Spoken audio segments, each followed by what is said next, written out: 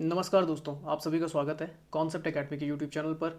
और हम डिस्कस कर रहे थे आपका उत्तराखंड वन दरोगा भर्ती परीक्षा 2020-21 के लिए रसायन विज्ञान केमिस्ट्री को। तो अब जो आपका टॉपिक है वो है electronic configuration the types of the elements. तो इसके भी आपको 10 क्वेश्चन देखने को मिलेंगे। तो स्टार्ट करते हैं वीडियो को। तो पहला क्वेश्चन लिखा, the gas that is filled in the electric bulb is. अब मेनली जो आपके इलेक्ट्रिक बल्ब में फिल्ड होती हैं वो होती है इनर्ट गैसेज, जिन्हें आइडल गैसेज भी बोलते हैं। और आइडल गैस की खासियत ये होती है अक्रिय होती हैं। अक्रिय मतलब ये किसी के साथ रिएक्ट नहीं करती। उसका कारण ये है कि इनका जो ऑक्टेट होता है वो क्या होता है, हमेशा फुल होता है, अष्टक बोलते हैं जिसे। पर अगर इनर्ट गैसेस नहीं दे रखी, वैसे आपने देखा होगा इलेक्ट्रिक बल्ब जो होता था, इनकंडेंसेंट जो आपका बल्ब होता था उसमें आर्गन होती थी आपकी भरी हुई आर्गन। पर अगर ऑप्शन में नहीं है फिर आप नाइट्रोजन लिख लोगे। क्या लिख लोगे? नाइट्रोजन। तो पढ़ लेते हैं। देखो लिखा हुआ है कि bulbs are filled with the chemically inactive gases like the nitrogen or argon to prevent the oxidation of the tungsten filament used in the bulb। Tungsten का जो होता है वो काफ़ी ज़्यादा हाई मेल्टिंग पॉइंट होता है, इसलिए टंगस्टन यूज़ किया जाता था। हाई मेल्टिंग पॉइंट होता है इसका, लगभग 3400 डिग्री सेंटीग्रेड के आसपास का मेल्टिंग पॉइंट है। अच्छा, एनी यूनिट गैसेज और the noble gas can be filled in electric bulb, here nitrogen is one of them. अब नाइट्रोजन है नहीं वैसे आपका, ठीक है ना, इनर्ट गैसेज, पर ये आपका वेल बिहेव करती है, याद रखना। अच्छा आगे लिखा, it is the chemical element with atomic number of the 7 at denoted by the symbol N. आगे लिखा हुआ है nitrogen gas constitute 78% of the earth air. Nitrogen odourless colourless and generally consider as the inert gas in the nature.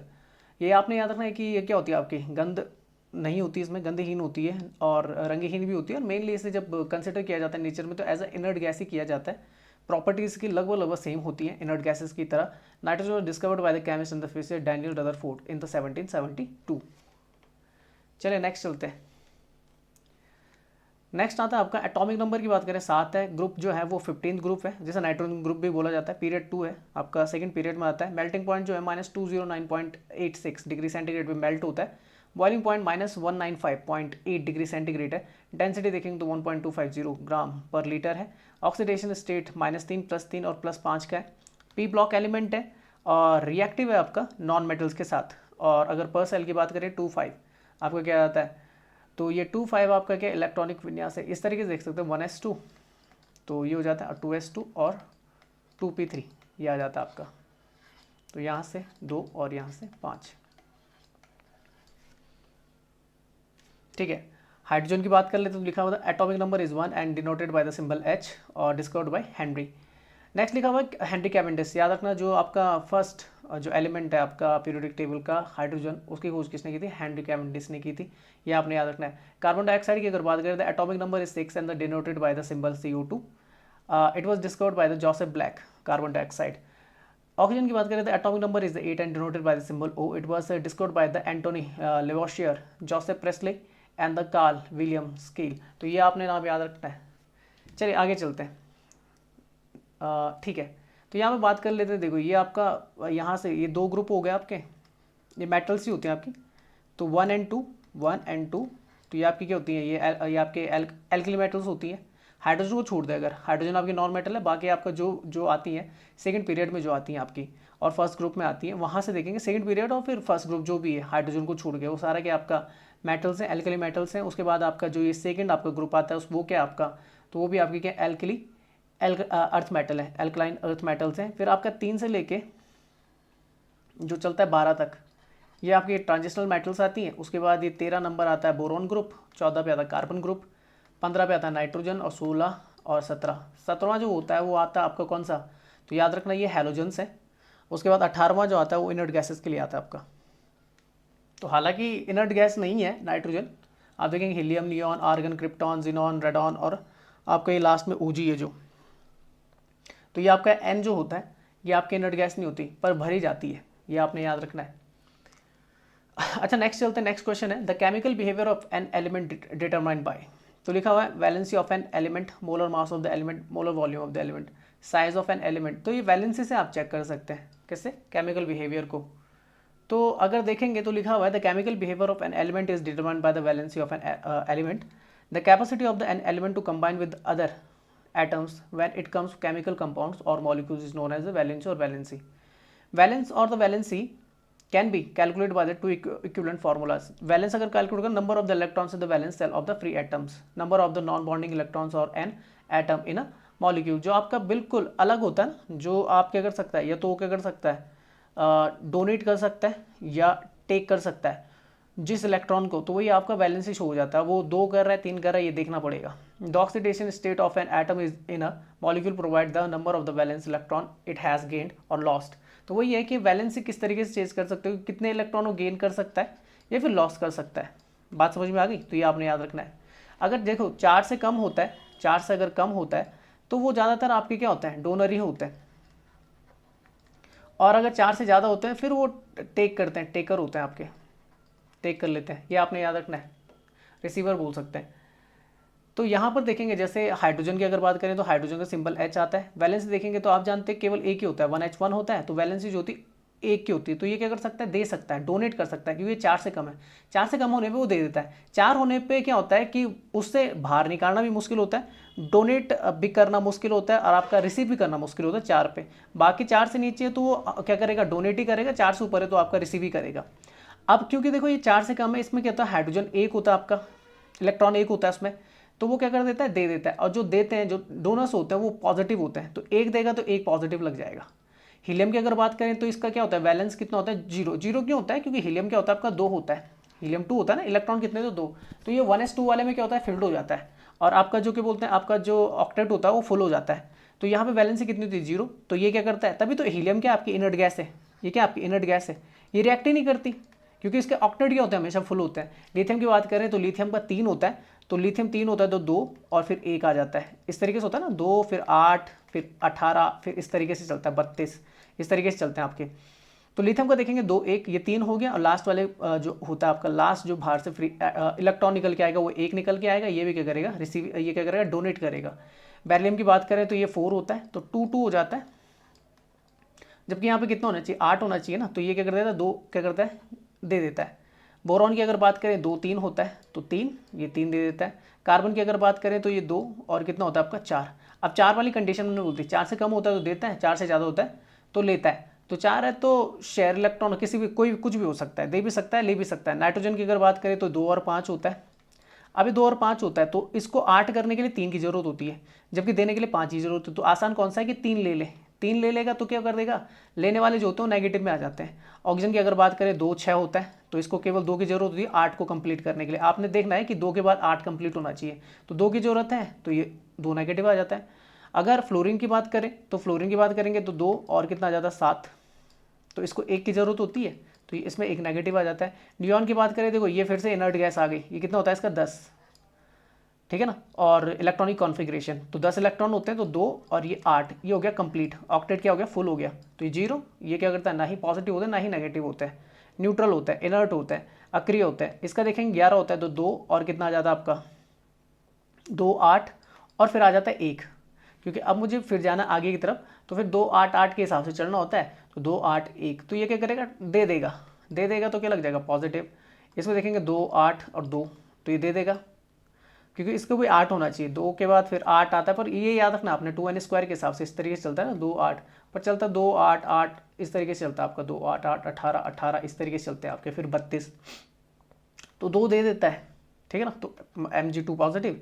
Aluminium की बात करेंगे 13, तो 2 8 3 और ये 3 दे देता है। तो वैलेंसी इस तरीके से देखते हैं। जो आउटर मोस्ट आपका क्या होता है, इलेक्ट्रॉन काउंट होता है, उन्हीं को बोला जाता है वैलेंसी। अच्छा, in a group the number of the connective electrons is, in a group the number of connective electron is increase, stay the same, decreases, cannot be determined। तो बोल रहा है किसी भी ग्रुप में देखा जाएगा तो जो आपके कनेक्टिव इलेक्ट्रॉन्स होते हैं वो कैसे होते हैं। अच्छा, ग्रुप की अगर बात करूंगा तो अभी तो बता रहा था, जैसे मैं आपका क्या जाता है, जैसे हाइड्रोजन आता है फिर हीलियम आ जाता है, ये ग्रुप फर्स्ट है ना, हीलियम, लिथियम, सोडियम, पोटेशियम, इस तरीके से। चलो मैंने इतने लिख दिए। ये 1 होता है इसका, ये कितना होता है आपका हीलियम का, ये तो 2 होता है। फिर लिथियम का देखेंगे तो लिथियम का कितना होता है आपका, ठीक है ना, लिथियम का कितना होता है आपका 2, और फिर कितना होता है लिथियम, ठीक है 2। तो यहाँ पर इसको छोड़ देते हैं ना, इसको छोड़ देते हैं ऐसे, 1 2 8, ठीक है, हीलियम लिथियम सोडियम, पोटेशियम, ठीक है। फिर ये कितना होता है आपका 4, और फिर नहीं लिथियम 3 होता है, फिर कितना होता है 11 ना, ठीक है ना। और फिर होता है आपका कितना पोटेशियम होता है 19, ये है ना, +8 +8 इस तरीके से चलता है, हीलियम से काउंट करते हुए चलते हैं ना। ठीक है, सही लिखा ना मैंने, हाँ ठीक है। लिथियम, हाइड्रोजन, अरे मैंने हीलियम क्यों लिखा, तभी तो हीलियम नहीं लिखना था ना। हाइड्रोजन हो गया, फिर लिथियम आता है सीधे हेलिना, ठीक है। यहाँ तो +2, फिर सही है। हीलियम नहीं आता, हीलियम तो इनर्ट हो जाती है आपकी। तो ये फर्स्ट ग्रुप है आपका, यहाँ पर देख लेते हैं, मैं यहाँ पे दिखा देता हूँ आपको, देखो यही वाला पकड़ लो, देखो हाइड्रोजन, फिर लिथियम, फिर sodium, potassium, rubidium, caesium, francium. तो ये क्या होता है कि पहले आपका 2 से चलता है, यहाँ पर 2 बढ़ा, फिर 8 बढ़ता है, 8 बढ़ने के बाद फिर 8 बढ़ता है, फिर 18, फिर 18, फिर 32, इस तरीके से बढ़ता है। तो मैं पूरा ही लिख देता हूँ, चलो। सोडियम, पोटेशियम, ठीक है ना, एलिना, फिर रूबिडियम, फिर आता है रूबिडियम के बाद आता है सीजियम, सीजियम के बाद आता है फ्रेंशियम। तो ये चलता है आपका, क्या हो गया 2 8 8, फिर 18 होगा, तो 19 दूनी 38, ये 37 हो जाता है। फिर 18 और जुड़ता है, तो 8 7 15 55 हो जाता है, फिर 32 जुड़ता है आपका, तो ये हो जाता है आपका कितना 87। तो ये होता है आपके क्या। अब एक चीज़ आपने याद रखना है कि ये अब जैसे लिथियम की अगर मैं बात कर दूँ, जैसे ये कितना होता है 1s1 होता है, ये कितना होता है 1s1 1s2 और 2s1। यहाँ पे अगर मैं सोडियम की बात करूँ, सोडियम होता है 1s2 2s2 2p6 4 2 8 और 2 10 और 3s1। तो आप देख रहे हैं आउटर मोस्ट जो आपका इलेक्ट्रॉन, जो आपका ऑर्बिट है ना, वहाँ पे हमेशा कितने इलेक्ट्रॉन्स होते हैं आपके, सेम होते हैं। तो ये लिखा है in a group the number of the connective electrons, जो आपके कनेक्टिव इलेक्ट्रॉन्स होते हैं हमेशा कैसे होते हैं आपके, स्टे द सेम। बस ये याद करना था, इसलिए उसे फर्स्ट ग्रुप बोला जाता है। उसमें एक ही आपका क्या होता है, ये एक्चुअल में जितने भी आपके मेटल्स होते हैं ना माना ये जाता है, देखो मैं एक चीज़ और बता देता हूँ आपको कि मेटल्स अगर 4 से अगर आपकी जो क्या है वैलेंसी है वो 4 से कम है, तो मोस्टली आपका मेटल होता है। क्या होता है आपका, मेटल होता है, ठीक है ना। 4 के आसपास वो मेटलॉइड के आसपास आ जाता है, मेटलॉइड। और 4 से ज़्यादा होने पर वो चीज़ क्या हो जाती है आपकी, नॉन मेटल आ जाती है। क्योंकि मोस्टली जो आपके क्या होते हैं मेटल्स होते हैं ना, वो डोनर होते हैं। कौन से होते हैं, डोनर। और डोनर होते हैं तो उन पे कौन सा चार्ज लगता है, तो उन पे पॉजिटिव चार्ज लगता है। और ये नॉन मेटल जो होते हैं मोस्टली क्या होते हैं आपके, रिसीवर होते हैं, रिसीव करते हैं, और इन पे नेगेटिव चार्ज होता है आपका,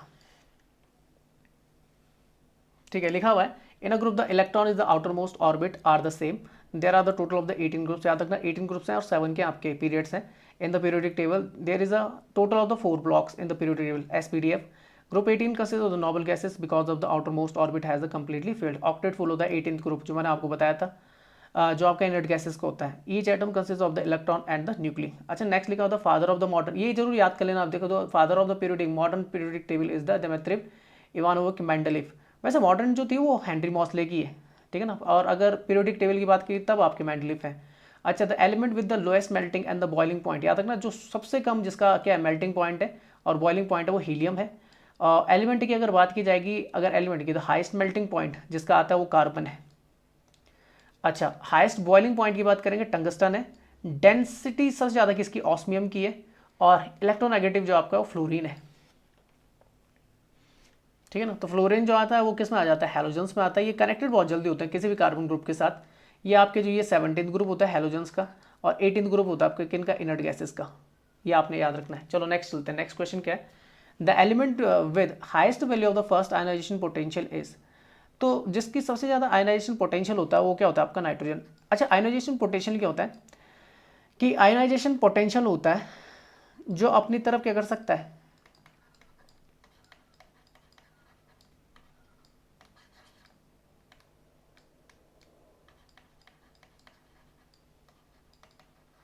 आयनाइजेशन पोटेंशियल 3-4 चीज़ों पे ज़्यादा डिपेंड करता है आपका। पहली चीज़ कि जैसे मान लीजिए अगर सेफ है, अगर साइज़ है, साइज़ तो साइज़ जितना ज़्यादा छोटा होगा ना आयनाइजेशन पावर उतनी बड़ी होती है। मतलब ये इनडायरेक्ट प्रोपोर्शन शो करता है आयनाइजेशन पोटेंशियल। साइज़ जितना छोटा होगा किसी भी एलिमेंट का वो उतना ज़्यादा आयनाइजेशन पोटेंशियल क्या होगा, ज़्यादा होगा। ठीक है ना। साइज छोटे होने से क्या होता है कि जो आपका पॉजिटिव की तरफ नेगेटिव को जाना होता है, मतलब प्रोटॉन की तरफ क्या आपका नेगेटिव का जो क्या होता है इंटरेक्शन होता है ना, वो जल्दी हो जाता है। जितना छोटा एलिमेंट होगा, इलेक्ट्रॉन का जो कनेक्टिविटी होगी किसके साथ, प्रोटॉन के साथ, वो क्या होगी, उतनी अच्छी होगी। दूसरा आता है कि जो आपका क्या होता है आयनाइजेशन पोटेंशियल होता है, वो डायरेक्टली प्रोपोर्शनल होता है आपके किसके, आपके बोल सकते हैं पॉजिटिव आइंस के। किनके, पॉजिटिव आइंस के। होता ही है कि अगर कोई न्यूक्लियस है, न्यूक्लियस में जितने ज़्यादा आपके पॉजिटिव आइंस होंगे, देख लीजिए अगर न्यूक्लियस है ना, न्यूक्लियस में दोनों होते हैं, पॉजिटिव होते हैं और एक क्या होता है आपका न्यूट्रॉन होता है, प्रोटॉन और न्यूट्रॉन। तो अगर मान लीजिए जैसे ये है और यहाँ पे क्या आपका इलेक्ट्रॉन है, ये आपका इलेक्ट्रॉन है, और एक आपका ये है जिसमें आपके दो ही हैं केवल और ये इलेक्ट्रॉन है, तो आप मुझे बताओ ना कि अट्रैक्शन मतलब इसको अपनी तरफ खींचने की पावर किसकी होगी, इस वाले न्यूक्लियस की ज़्यादा होगी कि इस वाले न्यूक्लियस की। तो आप देख रहे हैं कि इस वाले न्यूक्लियस की क्या होगी, ज़्यादा होगी। इस वाले जिसके अंदर ज़्यादा पॉजिटिव क्या है आपके, बोल सकते हैं प्रोटॉन ज़्यादा है, क्या आपके प्रोटॉन ज़्यादा है। प्रोटॉन जितना ज़्यादा होगा आयनाइजेशन जो आपका पोटेंशियल होगा उतना ज़्यादा होगा। फिर तीसरी कंडीशन ये आती है जो मोस्ट है, अगर इन दोनों में अगर क्लियर नहीं हो पाता तो तीसरी आपने देखनी। तीसरी सबसे इंपॉर्टेंट है। तीसरी ये है कि अगर कोई भी आपका क्या होता है इलेक्ट्रॉनिक ऑर्बिट अगर हाफ फील्ड है तो इलेक्ट्रॉन को नहीं त्यागता इतनी आसानी से, नहीं क्या नहीं करता आपका, देता नहीं है और ना ही लेता है, हाफ फील्ड है अगर। और दूसरी कंडीशन अगर वो फुल फील्ड है, अगर वो पूरा फील्ड है। हाफ फील्ड का मतलब समझते हैं, जैसे हाफ फील्ड का मतलब होता है जैसे 1s2 2s2 तो और 2p6, जैसे p में कितना आता है, 3 आ जाते हैं ना, 3 आपके वो आ जाते हैं। ठीक है, तो अगर ये जैसे एक एक भर गया तो ये हाफ फील्ड हो गया। 2p, ये देखो 2p जो p होता है उसमें कितने भरते हैं, टोटल 6 भरते हैं ना, p में 6 भरते हैं। तो अगर ये था हाफ फील्ड है तो निकालना मुश्किल हो जाएगा, और अगर फुल फील्ड है जैसे 1 2 3 4 5 6 तब भी मुश्किल होगा। तो हाफ फील्ड या फुल फील्ड है तब भी आयनाइजेशन पोटेंशियल क्या होता है उसका ज़्यादा होता है, sp। d की अगर बात करें तो d आप जानते हैं कितने में आता है, तो ये तो 3, इसमें 3 आते हैं ना आपकी, और इसमें कितने आते हैं, मतलब टोटल मिला के 6 आ जाते हैं। डी की बात करें तो हाफ फील्ड में कितना आएगा 5, और पूरे में कितना आ जाएगा 10 मेनली। ठीक है ना। अच्छा अब यहाँ पर देख लेते हैं, तो अगर मैं यहाँ पर बात करूँ अब किसकी, बोरॉन की बात करूँ, तो बोरॉन होता है B5, कार्बन होता है C6, नाइट्रोजन होता है आपका 7, और ऑक्सीजन होता है आपका कितना 8। अच्छा B5 की बात करूँगा तो इसका जो होगा वो होगा आपका तो 1s 2s और 2p यहीं पे सेट हो जाएगा। तो यहाँ पर भी ऐसे ही होगा।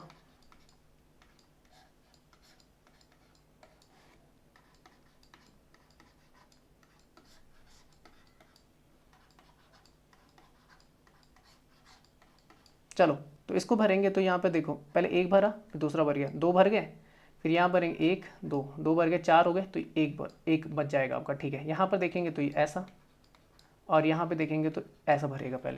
ठीक है ना, ऊपर की तरफ, साथ यहाँ पे नहीं भरेगा, आगे की तरफ जाता है। ठीक है ना, हुंड्स लॉ यही बोलता है आपका। अच्छा नाइट्रोजन की बात करेंगे ऐसा, फिर ऐसा, और फिर एक एक भर जाएंगे।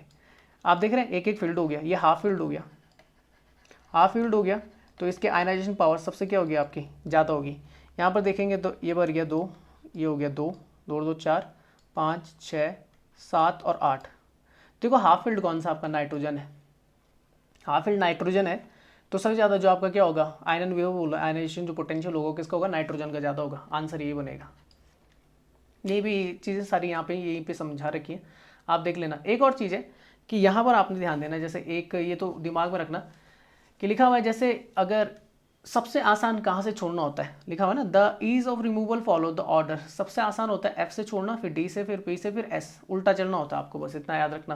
फिर यहाँ पे लिखा हुआ है देखो कि the size of the atom, smaller the size the higher the आपका क्या बोलते हैं आपका इलेक्ट्रो जो आपका आयनाइजेशन पोटेंशियल, जितना ज़्यादा स्मॉल साइज होगा उतना ज़्यादा पोटेंशियल आपका ज़्यादा होगा, आयनन विभव। वहीं दूसरा मैंने पेंट्रेशन पावर मैंने बता दी, इस ऑर्डर में होनी चाहिए। चार्जेस अगर मैं बोलूँगा तो आपका जो आयनाइजेशन पोटेंशियल होता है वो डायरेक्टली प्रोपोर्शनल होता है पॉजिटिव चार्ज के, इन्वर्सली होता है नेगेटिव के। और इलेक्ट्रॉनिक कॉन्फ़िगरेशन में बता दें स्टेबल्ड होना चाहिए कॉन्फ़िगरेशन, या तो फुल फील्ड होना चाहिए फिर हाफ फील्ड होना चाहिए, उस तरीके से आप निकाल सकते हैं। ठीक है ना, सेकंड आयनाइजेशन में भी इसी तरीके से निकाला जाता है। तो ये लिखा हुआ है देखो, जो आपका नाइट्रोजन होता है ये हाफ फील्ड होता है, यहाँ से पता लग जाता है। ठीक है, अच्छा नेक्स्ट लिखा हुआ है, जैसे अगर सेकंड में देखना होगा, जैसे लिखा हुआ ना second ionisation power value in the energy required to remove the second electron after the removal of the first electron. आपको एक तो लिखा generally the second IP value are larger than the first IP value because it required the removal of the electrons from a cation. Oxygen after removal of the first electron attain the stable half filled. अगर यहाँ से एक निकाल दूंगा बाहर, देखो अगर इससे एक निकाल दूंगा, सेकंड आयनाइजेशन पोटेंशियल की बात कर रहा हूँ, इलेक्ट्रॉन कॉन्फिगरेशन दस removal of the second electron is more difficult. Now second IP of the oxygen is greater than. अब देखो अगर मैं सेकंड में चला जाऊंगा, फर्स्ट अगर मैं आपका आयनाइज्ड पोटेंशियल देखूंगा तब तो नाइट्रोजन का ज़्यादा है, पर जैसे सेकंड में चल जाऊंगा तो उसे एक इलेक्ट्रॉन सबको देना पड़ेगा। तो ये अगर अपना एक इलेक्ट्रॉन बाहर फेंक देगा तो यहाँ दो बचेंगे, अब ये हाफ फील्ड नहीं रहा। और अगर ये अपना देगा तो ये बाहर निकल जाएगा, तब ये हाफ फील्ड हो जाएगा। और हाफ फील्ड हो जाएगा तब ऑक्सीजन का जो होता है आपका सेकंड आयनाइजेशन पोटेंशियल होगा वो नाइट्रोजन से क्या हो जाएगा, ज़्यादा हो जाएगा। नेक्स्ट चलते हैं। नेक्स्ट क्वेश्चन है Hund's rule deals with the distribution of the electron इन। तो ये आपका डीजेनरेटेड ऑर्बिटल्स के लिए होता है हुंस लॉ।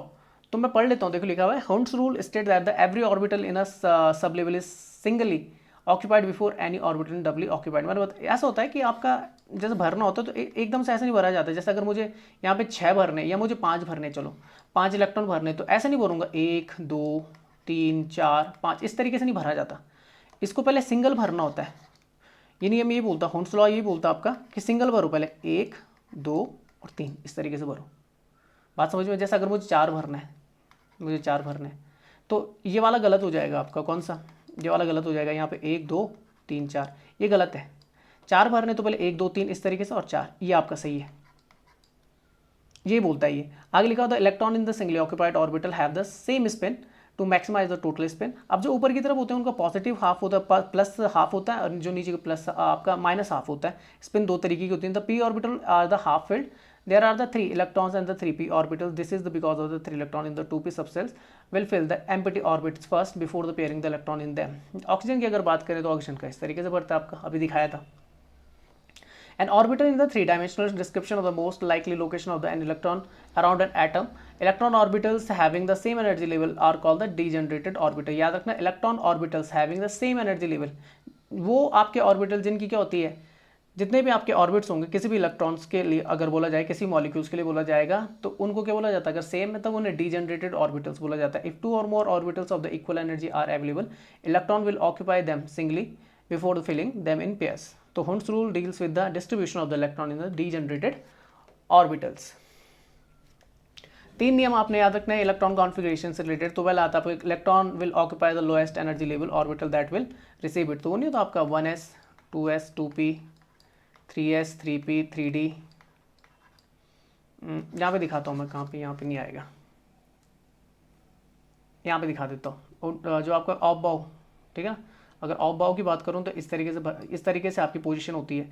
एनर्जी लेवल क्या होता है आपका, लीस्ट से आपका हाई की तरफ जाता है। तो 2s 2p 3s 3p 3d 4s 4p 4d 4f और 5s 5p 5d और 5f और फिर 6s इस तरीके से आते हैं आपके 6p 6d। तो इस तरीके से होता है आपका, पहले 1s आता है, फिर आपका 2s आता है, फिर 2p और फिर 3s आता है, इस तरीके से आ गया। फिर 3p आता है, फिर 4s आता है, फिर 3d आता है, फिर 4p, फिर 5s, फिर आता है 4d, फिर 5p, फिर 6x। इस तरीके से चलता है आपका, ये ऑफ बाउ बोलता है। और फिर नेक्स्ट चलेंगे Pauli exclusion principle. No two electrons with an atom may have then an identical set of the all the 4 quantum number. जैसे आपका n होता है, ये आपका प्रिंसिपल क्वांटम नंबर होता है, फिर एजीमुथल क्वांटम नंबर होता है, फिर आपका मैग्नेटिक क्वांटम नंबर होता है, और फिर आपका स्पिनिंग क्वांटम नंबर होता है s। तो अगर मान लीजिए n = 1 के लिए, अगर मैं यहाँ पे दिखाऊँ n = 1 के लिए आपका l = कितना होगा 0 और m = भी क्या जाएगा 0। तो s आपका 2 होगा, या तो प्लस हाफ होगा या माइनस हाफ होगा उस n = 1 के लिए। जैसा अगर मैं मान लूँ यहाँ पे n = 2 के लिए, तो n = 2 के लिए l क्या हो जाएगा आपका, एक कम होता है तो 1 पे आ जाएगा, ठीक है, एक कम होता है हमेशा, l जो होता है n से एक कम होता है, n-1 होती है वैल्यू। और l = 1 के लिए आपके 3 वैल्यू निकल के आती है, किसकी, m की। एक निकल के आता है -1, एक आता है 0, एक आता है +1, और इन सब के लिए 2 वैल्यू निकल के आएंगी। कौन सी, plus half minus half, plus half minus half. तो ऐसा हो ही नहीं सकता ये आपका क्या हो जाए आइडेंटिकल, कुछ ना कुछ अलग होगा। कम से कम आपका जो स्पिनिंग क्वांटम नंबर है वो तो अलग ही होगा अगर 2 इलेक्ट्रॉन्स के लिए। अच्छा, हुंस रूल जो मैंने बोला था वो ये, electron will occupy all the empty orbitals in the subshell with the single electron having the parallel spins before entering half filled orbitals. एक एक करके भरेंगे। नेक्स्ट चलते हैं, which of the following is the diamagnetic. अच्छा देखो, diamagnetic की property ये होती है आपकी, अगर आपने कभी भी ये देखना है कि डायमैग्नेटिक, तो प्रॉपर्टी ये होती है कि आपके जो इलेक्ट्रॉन सम होगा ना, आप इलेक्ट्रॉन का जब काउंट करेंगे तो अगर जो सम ऑफ इलेक्ट्रॉन्स होगा, सम होगा इलेक्ट्रॉन्स का, वो हमेशा इवन होगा। कैसा होगा? सम होगा। और अगर पैरामैग्नेटिज्म की बात करनी है, पैरामैग्नेटिक अगर प्रॉपर्टी शो करनी है, तो उसके लिए जो आपका इलेक्ट्रॉन काउंट होगा वो हमेशा ऑड होगा। क्या होगा? ऑड होगा। ठीक है। एक्सेप्शन एक ही है, बस एक्सेप्शन यहाँ पे याद रखना, एक ही एक्सेप्शन है। एक्सेप्शन है आपका अपवाद एक ही है कि अगर इलेक्ट्रॉन सम आपका 10 या फिर 16 होगा, तो फिर, क्योंकि ये देखो कैसा है, इवन है ना, तो फिर ये पैरामैग्नेटिज्म को दिखाएगा, सब्सटेंस पैरामैग्नेटिक हो जाएगा। बात समझ में आएगी। और ये 16 जो केस बनता है वो किसके केस में बन जाता है आपका, या तो ऑक्सीजन के केस में बन जाता है O2, या फिर आपका जो कौन होता है, बोरोन होता है B5। तो दो ही केस में बनता है, या तो ये B2 हो जाए, बोरोन 2, ठीक है ना, ये 10 कर देगा, और ये ऑक्सीजन जो आपका ऑक्सीजन होती है O2, तो उसी के केस में होता है। बाकी सारे क्या होते हैं आपके, सेम चलता है कि डायमैग्नेटिज्म में जो आपके जितने भी इलेक्ट्रॉन्स हैं उनका काउंट कितना होगा, अगर जितना भी है, इवन है तो डायमैग्नेटिज्म को दिखाएगा, और ऑड है तो पैरामैग्नेटिज्म को दिखाएगा। बस अगर जब 10 या 16 आएगा तब वो पैरामैग्नेटिज्म दिखाएगा। ये केवल दो ही कंडीशन होता है, बोरोन और ऑक्सीजन के। तो क्वेश्चन भी इन्हीं दोनों से देता है मेनली। अब डायमैग्नेटिज्म की अगर बात करेंगे तो यहाँ पर देखो, O2 जो अभी बताया, तो इसमें इलेक्ट्रॉन्स कितने होते हैं आपके? 16 होते हैं। यहाँ पे एक पॉजिटिव है, मतलब ये क्या करेगा, एक आपका जो पॉजिटिव वाला वो देता है, डोनर होता है ना, तो यहाँ पे कितना आ जाएंगे? 15 आ जाएंगे। नेगेटिव वाला लेता है तो इसमें कितना आ जाएंगे? 17। और 2 नेगेटिव में कितना? 2 लेगा, तो ये कितना आ जाएगा? 18। अब मुझे बताओ, केवल 16 और 10 के केस में होता है, 10 का केस तो अभी है नहीं, तो 16 के केस में क्या हो जाएगा, ये प्रॉपर्टी जो दिखाएगा ये पैरा की दिखाएगा। किसकी दिखाएगा? पैरा की। 15 तो आपका क्या है? ऑड है, तो ये क्या दिखाएगा? पैरा की दिखाएगा। 17 भी आपका ऑड है, पैरा की दिखाएगा। और 18 क्योंकि आपका इवन है, तो वो कैसी कंडीशन दिखाएगा? डायमैग्नेटिज्म की दिखाएगा। सबसे आसान तरीका ये। चलिए आगे चलते, ये पढ़ लेना, वैसे पढ़ के ज़्यादा फायदा नहीं है आपका, जो ट्रिक मैंने बताई वही आपने याद रखना। अच्छा, डाई पैरा फेरो, ये क्या मैग्नेटिज्म क्या दिखाई देता है? तो देखो, diamagnetism substances are those substances which are feebly repelled by the magnet. Magnet क्या कर देता है? इन्हें रिपेल करता है। रिपेल मतलब आपका आकर्षित नहीं करता, प्रतिकर्षित करता है। जैसे antimony, bismuth, copper, gold, silver, quartz, mercury, alcohol, water, hydrogen, air and argon. When placed, चलिएगा, when placed magnetic field the lines of force tend to avoid the substance. जैसे आपका देखो, ये आपका क्या मैग्नेट है, तो जो आपकी मैग्नेटिक, जो आपके क्या होता है, डायमैग्नेटिज्म, जो आपके डायमैग्नेटिक सब्सटेंसेज होते हैं ना, तो इनकी जो आपकी क्या होती है, मैग्नेटिक रेज होती है, वेव्स होती है, वो दूर से निकल जाती है। मेनली कहाँ से निकल जाती है? दूर से निकल जाती है। पैरा की अगर बात करें तो paramagnetism substances are those substances which are feebly attract by a magnet. मतलब क्या होता है? फीबली मतलब कम, आपके क्या होता है? आकर्षित होते हैं। Aluminium, chromium, alkali and alkaline earth metals जितने भी आते हैं फर्स्ट ग्रुप और सेकंड ग्रुप में जो आपके आते हैं, ठीक है ना, प्लैटिनम, ऑक्सीजन, तो lines of the force prefer to the pass through the substance rather than the air. तो ये क्या करते हैं कि आपका क्या होता है, जो आपका सब्सटेंस है उससे गुजरने की कोशिश करते हैं बजाय किसके? एयर के। मेनली फेरो होते हैं, ये बहुत ही ज्यादा होते हैं आपके, देखो लिखा हुआ है, ferromagnetic substances are those substances which are strongly attracted. यहाँ पे फीबली रिपेल्ड होते हैं, दूर हटते हैं। यहाँ पे फीबली आपके अट्रैक्ट होते हैं, कम आपके अट्रैक्शन में होता है। यहाँ पे स्ट्रांगली अट्रैक्ट होते हैं आपके मैग्नेट से, जैसे आपका आयरन, कोबाल्ट, निकल, गोडोलिनियम और कौन सा डिस्प्रोसियम। तो ये सारे हो जाते हैं lines of the force tend to crowd into the आपका स्पेसिमेन। बी से सबसे ज़्यादा कहाँ से गुजरते हैं? आपके बी से गुजरते हैं, उस सब्सटेंस से गुजरते हैं, ठीक है ना। ये होता है आपका, एक होता है आपका क्या, प्रतिचुंबकत्व, अनुचुंबकत्व, और कुछ ऐसे मान बोलते हैं आपका, ठीक है ना, हिंदी में मुझे याद नहीं है यार। हाँ, अनुचुंबकत्व, हाँ सही है, आ गया याद। एक होता है, देखो एक होता है आपका, हाँ ये आपका जो बोल सकते हैं डायमैग्नेटिक, इसे प्रतिचुंबकत्व बोलते हैं। और पैरा को बोलते हैं आपका अनुचुंबकत्व, और फेरो को बोलते हैं लोह चुंबकत्व। चलो नेक्स्ट चलते हैं। Next question, which of the following element in the consider as a micro nutrient in the plants. तो फास्फोरस, जैसे आपका आपने देखा होगा जो आपके क्या होते हैं, बोलते हैं फर्टिलाइजर्स होते हैं, उनमें 3 चीज़ें होती हैं मेनली, NPK, ये आपके मैक्रो में होते हैं। मैक्रो मतलब ज़्यादा मात्रा में चाहिए होते हैं, और ये चाहिए होते हैं 4, जो मिट्टी को चाहिए होते हैं 4:2:1 में, ये आपके चाहिए होते हैं फास्फोरस, नाइट्रोजन, और कौन सा, पोटेशियम। तो फास्फोरस तो आपका माइक्रो तो नहीं होगा, ये मैक्रो है। ये कैसा है? मैक्रो न्यूट्रिएंट्स, मतलब ज़्यादा मात्रा में चाहिए होता है, ठीक है। मैग्नीशियम और कैल्शियम ये आपके सेकेंडरी मैक्रोन्यूट्रिएंट्स होते हैं। कैसे होते हैं? सेकेंडरी। ये आपका प्राइमरी है मैक्रोन्यूट्रिएंट्स। और जिंक जो होता है ये होता है आपका कौन सा, माइक्रो न्यूट्रिएंट्स। तो आंसर जो बनेगा जिंक बनेगा। तो पढ़ लेते, देखो लिखा हुआ है only a few element have been found to be the absolutely essential for the plant growth and the metabolism. These elements are further divided into the two broad categories based on their quantitative requirement. Macronutrients की अगर बात करें, और दूसरा आता है micronutrients. Micronutrients are generally present in the plant tissue in the large amount. The micronutrients include the carbon, hydrogen, oxygen. ये आपका नेचुरली होता है, नेचुरल होता है आपके प्रकृति के द्वारा। आपका कार्बन, हाइड्रोजन, ऑक्सीजन तीनों मिल जाते हैं। नाइट्रोजन, फॉस्फोरस और सल्फर ये चीज होते हैं। पोटेशियम, ठीक है ना, और कैल्शियम और मैग्नीशियम, ये आपने देखो एनपीके तो याद कर लोगे, और कैल्शियम और मैग्नीशियम भी याद कर लेना। बाकी CHO आपके नेचुरली होते हैं। अब दीज कार्बन, हाइड्रोजन और oxygen are mainly obtain from the CO2 और H2। ये तो कहाँ से हो जाते हैं, मैंने बताया ना, कार्बन डाइऑक्साइड और जो आपका वाटर होता है वो वहीं से मिल जाता है जब वो फोटोसिंथेसिस करते हैं। तो नेचुरली उनके अंदर ये होते हैं फोटोसिंथेसिस प्रोसेस के थ्रू। तो फोटोसिंथेसिस मैंने बताई थी क्या होती है कि आपकी 6CO2 प्लस 6H2O ये चीज़ होता है, और आपका क्या निकल जाता है, C6 ग्लूकोज बन जाता है, O6, और आपका 6 मॉलिक्यूल्स ऑफ द ऑक्सीजन बाहर निकल जाते हैं। तो कार्बन, ऑक्सीजन और हाइड्रोजन की पूर्ति तो यहाँ से कर लेते हैं ये। बाकी उन्हें चाहिए होता है नाइट्रोजन, फास्फोरस और पोटेशियम चाहिए होता है। अच्छा नेक्स्ट लिखा हुआ है कि तो ये while the other are absorb from the soil as the mineral nutrients. अच्छा माइक्रो न्यूट्रिएंट्स की अगर बात करें, और trace element are needed in the very small amount. Micro को स्मॉल अमाउंट में चाहिए होता है माइक्रो न्यूट्रिएंट्स। जैसे आपके कौन आता है, आयरन आ जाता है, मैग्नीज आ जाता है, copper, molybdenum, zinc, boron, chlorine और निकल। अच्छा इन एडिशन टू द 17 आपके क्या होते हैं, इसेंशियल एलिमेंट्स होते हैं named above. There are the some beneficial elements such as the sodium, silicon, cobalt and the selenium. They are required by the higher plant. जो आपके कैसे लंबे होते हैं ना, बड़े होते हैं, उनमें इनकी जरूरत होती है, सोडियम, सिलिकॉन, कोबाल्ट और सेलेनियम की। 17 पोषक तत्वों की आवश्यकता पड़ती है। तो यहाँ पर देख लेते हैं, देखो generally available to plant in the sufficient quantities through the air and water. तो जो एयर होता है वहाँ से वो CO2 खींच लेते हैं, यहाँ से वाटर के H2 खींच लेते हैं। तो कार्बन, हाइड्रोजन और ऑक्सीजन यहाँ से मिल जाता है उन्हें। बाकी deficiency in these are more common but available through the fertilizers. कुछ कमी पड़ जाती है जो सॉइल्स में, तो फर्टिलाइजर्स के थ्रू पूरी कर देते, उन्हें बोलते हैं प्राइमरी न्यूट्रिएंट्स या प्राइमरी माइक्रो न्यूट्रिएंट्स। उसमें आपका NPK आ जाता है, नाइट्रोजन, फॉस्फोरस और पोटेशियम। 4:2:1 मैंने बताया था, जो आइडलिन का क्या होता है बोल सकते हैं रेशियो होता है मिट्टी के लिए।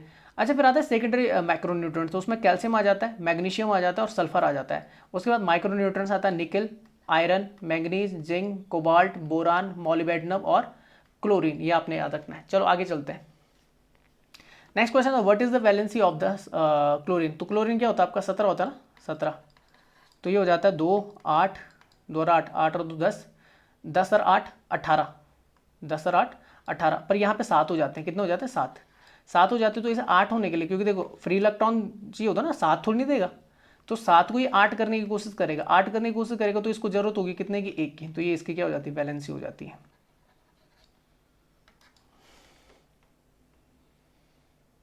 चलिए नेक्स्ट चलते हैं। Which among the following element comes under the metalloids. तो मेटलॉइड्स बता रखा मैंने, जर्मेनियम होता है, जिंक, सिल्वर, गोल्ड, ये सारे आपके मेटल्स हैं, ट्रांजिशनल मेटल्स हैं। दिखा देता हूँ मैं अभी आपको। तो पहले पढ़ लेते हैं जिंक। तो it is a bluish white lustrous metal. Most of the zinc is use to galvanize other metals such as iron to prevent the rusting. याद रखना गैल्वनाइजेशन प्रोसेस में क्या होता है कि जितनी भी आपकी मेटल्स होती हैं उनमें एक बाहर से कोटिंग की जाती है ताकि उन पर जंक ना लगे। वो कोटिंग किसकी होती है, जिंक की होती है। जैसा आयरन में जो आपके क्या होता है गैल्वनाइजेशन ऑफ द आयरन, तो उसमें क्या होता है जिंक की कोटिंग कर दी जाती है। तो galvanised steel is use for the car bodies and suspension bridges. Atomic number कितना होता है जिंक का, 30। जर्मेनियम की अगर बात करें तो एटॉमिक नंबर 32 है। Germanium is the most widely use as the semiconductor. आपके जितनी मेटलॉइड्स होते हैं सेमीकंडक्टर की तरह बिहेव करती हैं। Germanium use to in the transistor and the integrated circuit, IC में यूज होता है। Germanium is also use as an alloying agent as non as the silicon is known as the germanium. Silicon भी किस में आता है आपका, metalloids में आता है। It is a metalloid and has the both the metal and non metal qualities. याद रखना जो मेटलॉइड्स होते हैं उनमें मेटल और नॉन मेटल दोनों की क्वालिटीज होती हैं। और मेनली जो इनका क्या होता है आपका आउटर मोस्ट जो आपका इलेक्ट्रॉनिक ऑर्बिट होता है उसमें 4 ही होते हैं। क्या होते हैं आपके 4 होते हैं। गोल्ड की अगर बात करें तो एटॉमिक नंबर 79 है। Most ductile and malleable of the all the known metals. Metals में सबसे ज़्यादा डक्टाइल्स, तन्य मतलब जिसे बोलते हैं आपका, और मिलिएबल जो आपका है स्मूथ जो होता है वो गोल्ड ही होता है। Gold is good conductor of heat and the electricity. It is most widely used in the jewellery. Silver की अगर बात करें तो एटॉमिक नंबर 47 है। It has the highest electric conductivity. याद रखना सबसे ज़्यादा इलेक्ट्रिक कंडक्टिविटी किसकी होती है, हीट कंडक्टिविटी या थर्मल कंडक्टिविटी, वो किसकी होती है, सिल्वर की। उसके बाद कॉपर की होती है। तो यहाँ पर दिखा देता हूँ, यहाँ पर आप देखना तो ये जो आपको यहाँ पर दिख रहे हैं ना, ये वाला बोरॉन, सिलिकॉन, जर्मेनियम, ठीक है ना, और आर्सेनिक, फिर आपका कौन सा एंटीमनी, टेलरियम और पोलोनियम, ये जितने भी आते हैं आपके यहाँ पे, ये मेटलॉइड्स हैं, ये सारे के सारे क्या मेटलॉइड्स हैं, ठीक है ना। तो ये आपके अलग अलग ग्रुप में पढ़ते हैं, जैसे ये बोरॉन ग्रुप है तो ये कौन सा ग्रुप है आपका 13th है, सिलिकॉन और जर्मेनियम आपका 14th ग्रुप में फॉल कर देते हैं। आपका आर्सेनिक और जो आपका एंटीमनी होता है वो किस में आ जाता है 15th ग्रुप में आ जाता है, और 16th ग्रुप में आपके दो आ जाते हैं, टेलनियम और कौन सा पोलोनियम। उसके अलावा मैंने बोला था जैसा आयरन है आपका, तो इस वाली रेंज में पढ़ते हैं आपके 3 से लेके 12 तक, 3 से लेके 12 तक। तो इनमें जिंक भी आ जाता है आपका, क्या आ जाता है जिंक भी आ जाता है। उसके अलावा देखो मरकरी, यहाँ पे देखो गोल्ड आ गया, ये गोल्ड है आपका। इसके अलावा चलेंगे अगर यहाँ पे देखो सिल्वर, गोल्ड के ऊपर ही आपका सिल्वर है, यहाँ पे निकेल है, कोबाल्ट, ये आ गया आयरन। तो ये आपके मेटल्स होते हैं, ठीक है ना। नेक्स्ट चलते हैं, और ये भी आपके मेटल्स ही हैं ये दोनों, हाइड्रोजन नॉन मेटल होती है याद रखना, और ये होते हैं आपके कैसे एल्कलाइन मेटल्स और एल्कलाइन अर्थ मेटल्स। चलो आगे चलते हैं। The maximum number of the electron that can be accommodated in the cell is indicated by the formula, तो मैंने बताया था वो होता है आपका 2n²। n इक्वल टू 1 के लिए, n इक्वल टू 1 के लिए 2n² कितना हो जाएगा, 2n² हो जाएगा 2 इंटू 1 का स्क्वायर बराबर कितना 2। n इक्वल टू 2 के लिए कितना होगा, तो n इक्वल टू 2 के लिए 2 इंटू 2 का स्क्वायर 4, ये कितना हो जाएगा 8। n इक्वल टू 3 के लिए कितना होगा, तीसरा जो ऑर्बिट होगा 2 इंटू 2 का क्यूब करेंगे, सॉरी 3 का क्यूब करेंगे 9, और ये हो जाएगा 9 दूनी 18, तो 2 8 18 इस तरीके से चलता है आपका, चलता है कि नहीं चलता, तो ये हो जाएगा 2 की पावर, सॉरी 4 की पावर 2 16, 16 नहीं 32। तो इस तरीके से आपके क्या होते हैं इलेक्ट्रॉन सेल्स आपकी फॉर्म्ड होती है, तो 2n² से आपका ये निकल जाता है, ठीक है। और कुछ बताना, बाकी सारा बता दिया, n l m और क्या बोलते हैं आपका s, सारी चीज़ें मैं क्लियर करवा चुका हूँ। चलिए ये था आपका तीसरा लेक्चर था, तीसरा जो आपका चैप्टर था केमिस्ट्री का। तो इसका जो PDF है मैं वो टेलीग्राम ग्रुप और व्हाट्सएप ग्रुप दोनों में शेयर कर लूँगा। वीडियो को अगर आप यूट्यूब में देख रहे हैं तो लाइक करें, शेयर करें, और चैनल को अगर सब्सक्राइब नहीं किया अब तक तो सब्सक्राइब कर लीजिए। सब्सक्राइब करने पे क्या होगा कि आपको बेल आइकन दिखेगी, बेल आइकन को प्रेस कर लेना, उसके बाद और नोटिफिकेशन पे क्लिक कर लेना। उससे होगा क्या कि जितनी वीडियो मेरे द्वारा बनाई जा रही है वो आपको टाइम टू टाइम उसका नोटिफिकेशन मिलता जाएगा यूट्यूब में। वहाँ से अगर मिस होता है तब भी क्या होगा कि जो लिंक होता है मैं वो अपने व्हाट्सएप ग्रुप, टेलीग्राम ग्रुप और फेसबुक ग्रुप तीनों पे क्या कर देता हूँ शेयर कर देता हूँ, तो वहाँ पे आप कनेक्टेड रहिए। फेसबुक पे आप हमारे पेज को क्या कर सकते हैं लाइक कर सकते हैं ताकि आपको वहाँ से भी नोटिफिकेशन मिल सके। इसके अलावा हम इंस्टाग्राम पर भी, वहाँ पे भी आप हमें फॉलो कर सकते हैं। तो वीडियो को देखने के लिए आपका बहुत बहुत धन्यवाद। जय हिंद, जय भारत।